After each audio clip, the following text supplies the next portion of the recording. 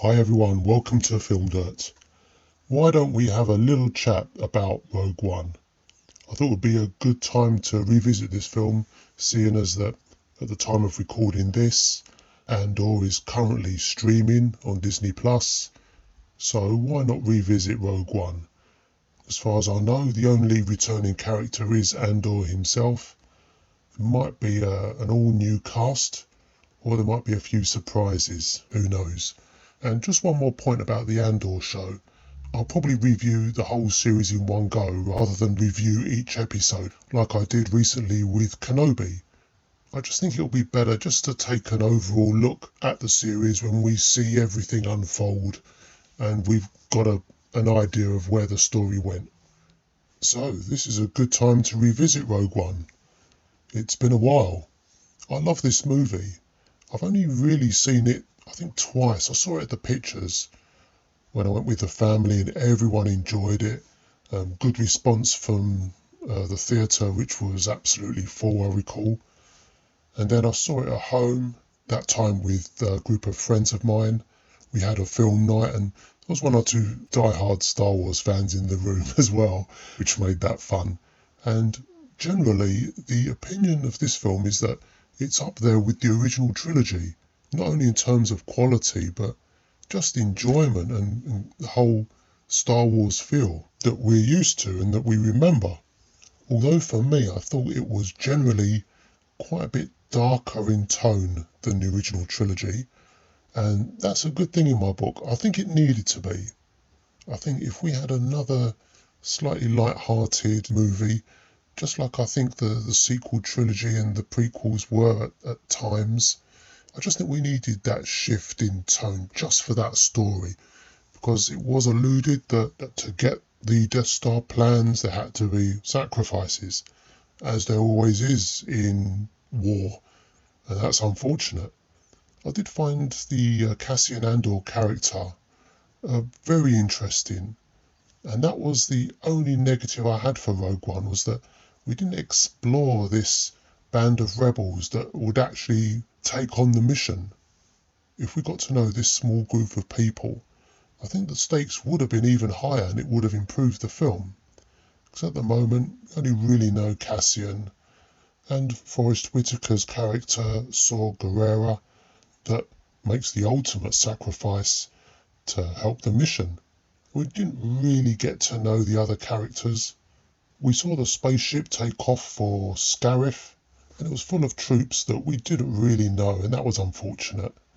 I don't think we really needed to spend too much time either. We just needed to know who they were and maybe the basic backstory and the sacrifices they made, because the mission was important. And these guys were the only ones, I guess you could say, crazy enough to take it on. In effect, it was a suicide mission. They wouldn't be coming back. But that's only a slight criticism. I think the overall film was absolutely outstanding. Even though we basically knew the story from seeing the original Star Wars, I think it needed to be told in film, because such a big deal was made out of it. And then they repeat that narrative with Return of the Jedi, where apparently many Bothan spies lost their lives to, again, get information from behind enemy lines, information that would help the rebels destroy the second Death Star. So there's probably another possible movie there that covers this just before Return of the Jedi. Actually, I'd love to see that. Here I think all of the cast were great, and all the characters were set up well and where they needed to be in relation to the story. I've mentioned in previous Star Wars reviews where I'm thinking I am concerned when we do delve into the past and into side stories within the universe that we disturb too much or affect the story of another film. I don't think we've really spoiled anything. And that was the issue with Rogue One, where really everyone had to die because none of these characters appeared in Star Wars. And director Krennic himself had to die for sure, because he's not in charge. Peter Cushing's character is Tarkin. So the removal of Krennic could have been a very personal one for Tarkin, because he's probably been scheming all the way through his career with the Empire. And also, let's touch on the Tarkin that appears in Rogue One. played by Guy Henry this time, who I thought was absolutely incredible. He's obviously got the voice, and he's also got the tone right of Peter Cushing's character. If you closed your eyes and listened to the dialogue, you'd have thought it was Peter Cushing. And Guy Henry is a fantastic actor who's been in lots of stuff, and naturally does have the same classic English accent. They've almost got an identical match for Tarkin. I'm sure the casting agent couldn't believe their luck, could they?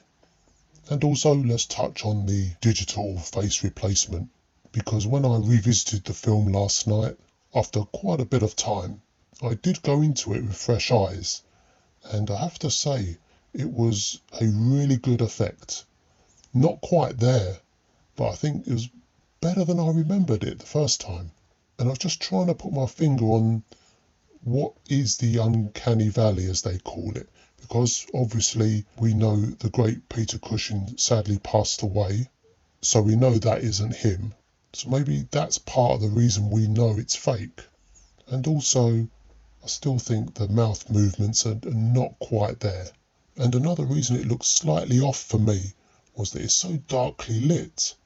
It wasn't that dark in the first Star Wars, and we're starting to see all the lines and shadows in people's faces, and it just didn't look like Tarkin as much as it could have been. If they turned on the lights, a similar look to the first film, I think the effect would have stood up a lot better. And maybe smoothed out the face. It doesn't really need to be that dark and craggy. That might be an issue with a lot of movies nowadays, where everything has to be so dark. When it starts to affect your ability to see what's happening, then there's an issue. Or maybe they were just trying to hide the effect a bit more, but I think it backfired. But the amount of dialogue and screen time he had, I think was perfect. We just got the flavour of this character's objectives and manipulation, and like I said before, I think everything does tie in quite nicely with the original film. The battle on Scarif and the space battle above was very reminiscent of the original trilogy, and Vader's awesome appearance at the end was absolutely incredible. I think that's the stuff that made all Star Wars fans smile, wasn't it? Vader portrayed in this movie I thought was absolutely perfect. The way he walked, and even the dialogue, which I think showed us that the great James Earl Jones was obviously getting on in age a little bit. I didn't think there was any issue with the voice at all. What I did notice was that it probably sounded more like the Vader in the original film than how Vader sounded in any other film. The voice effect was slightly softer in the first film. It was almost more echoey within the helmet. And in the following two films it was more projected outwards, like it was coming out of a loudspeaker within the mask. But not so in the first film. And I think Rogue One sounded just like that, which I think was perfect. So overall, I have to give this film 5 stars. I thought it was absolutely incredible, and I really enjoyed revisiting this film as well.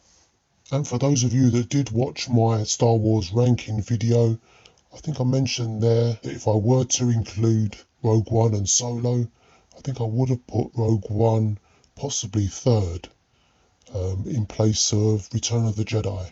And I'd still go with that. Even though I really love that film, I just think what we covered in Rogue One and the overall feel of the film just earned it third place for me. So let's look ahead to the Andor series, and by all accounts from what little tidbits I've heard is that it should be a good one. I've loved all of the Star Wars live action shows. I don't think there's really been any duds. I heard some people didn't really like portions of the Book of Boba Fett. I quite liked it. For me, it just didn't have enough moments in it to justify that show. But it covered enough ground for me, and it was perfectly fine. So that's my review of Rogue One. And sometime soon I'll revisit Solo as well. I've got a few opinions about that one. So join me then. And before I sign out, I just wanted to touch briefly on the Peter Cushing topic again. I remember about 20 years ago, in the internet's early years, I used to research in the movie forums for certain old movies that I wanted to see but just couldn't track them down. And I remember vividly seeing that there was quite a fan base developing for Peter Cushing and his work, notably in all those Hammer House of Horror films that he did. I think around that time people from around the world seemed to be discovering all these old horror films that always seemed to be a lot creepier than current horror films. It was good to see a lot of fans from outside the UK were finding an appreciation for Peter Cushing's films. And that brings us on to the morals of resurrecting actors that have sadly passed into current films. It's happened a few times now, not just in Star Wars. And that's a great debate for another video. So thanks again for joining me. And I'll just leave you with a little bit about myself. I'm in no way connected to any of the studios. I'm not in an incentive scheme and I don't receive any free tickets to any screenings. So all my opinions are unbiased and completely genuine. Thanks again for joining me. It was great to speak to you and I'll speak to you again soon. All the best. Take care.